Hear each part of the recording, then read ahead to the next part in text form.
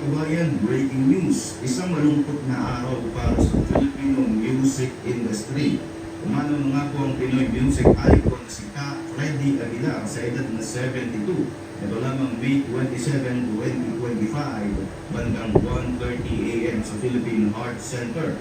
Ang balitang ito ay binahagi ng Manila Standard ayon sa report ng abogado na si George Briones na siyang General Legal Counsel ng Partido Federal ng Pilipinas o PFP. Si Ka Freddy ay dating tumayo bilang National Executive Vice President ng naturang partido.